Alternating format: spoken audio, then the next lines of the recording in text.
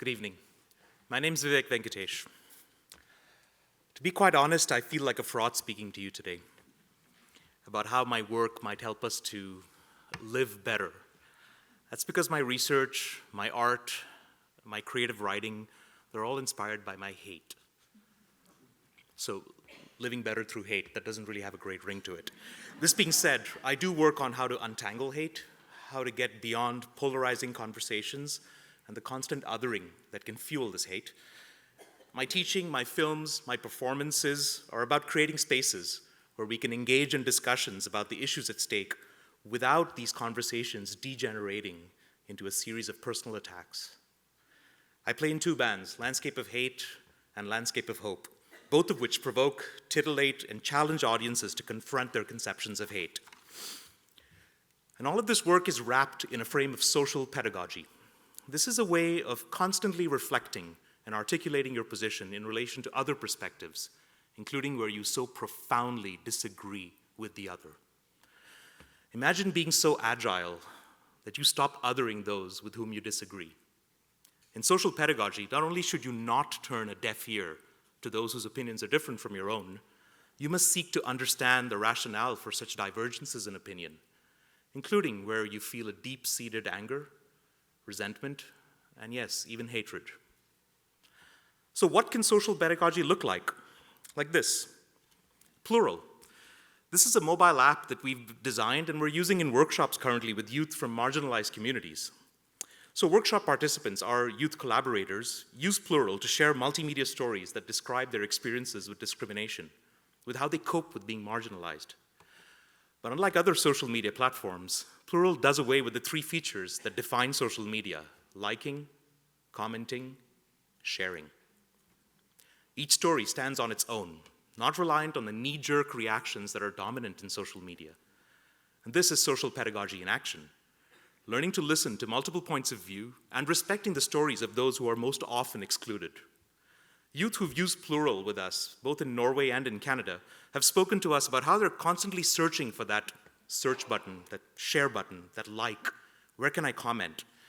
And that being forced to take a step back and think and reflect is surprisingly much more helpful than succumbing to an oft vacuous and indignant outrage. I'm very proud of our work that shines a light on the insidious effects of hate. So why do I still feel like a fraud? Because in a way, my work has also been driven by my own experience of being hateful. And it's taken me the better part of my adult life to come to terms with hate as a transformative emotion. Because I believe I found my humanism by learning to hate. So let me just take you back a little bit. The date I learned to hate, June 23, 1985. On that day, my cousin, Sukumar Chandrasekhar, was on his way home to us in India from Canada. He just completed his MBA at the University of Saskatchewan. He died on the ill-fated Kanishka, Air India Flight 182. It was blown apart by terrorists acting in the name of Sikh separatism. I was a precocious 9 years of age, and I was waiting at the airport for him. And I doted on Sukumar. He was everything I wanted to be: handsome, smart, gentle, loving. I hope I can be those four. He'd coaxed me out of my boyhood shyness and introduced me to the joys of reading fiction. And I went through successive and iterative phases of sorrow and helplessness and loss and despair. But most of all, I remember feeling really empty. And I remember filling that emptiness with hate. You see, I had a cognitive dissonance of sorts. A few months before these Sikh terrorists snatched Sukumar from me, I'd lived the horrors of the New Delhi riots following the assassination of then Prime Minister Indira Gandhi by her bodyguards. My family harbored innocent Sikh families who were fleeing these rabid rioters. But when Sukumar died, all I could think about was how ironic it was that the terrorists could not extend the same humanism to him that my family had extended to their brethren.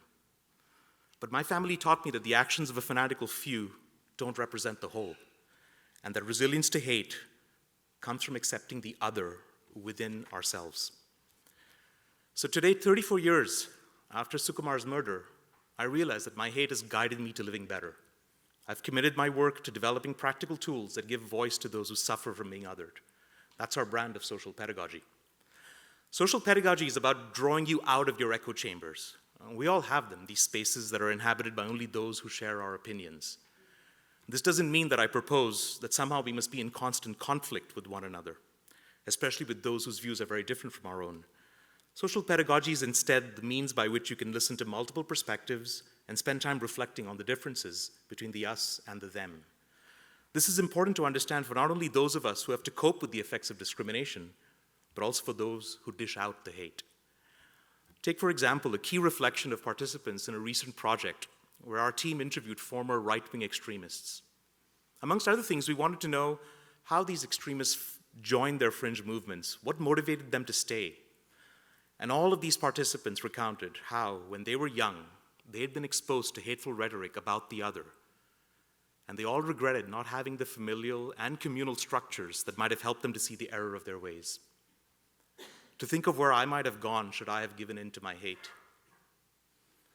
Hearing divergent opinions, peeking over to inspect the other side of the fence, going beyond your comfort zone to hear another viewpoint, this is social pedagogy.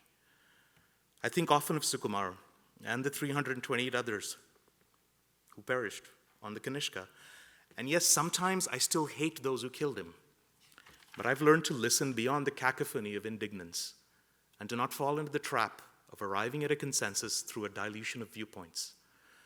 Instead, I've learned to take a step back, to listen, and to not give in to the vapidity of mere outrage. So I'm not a fraud. Understanding hate does make for living better.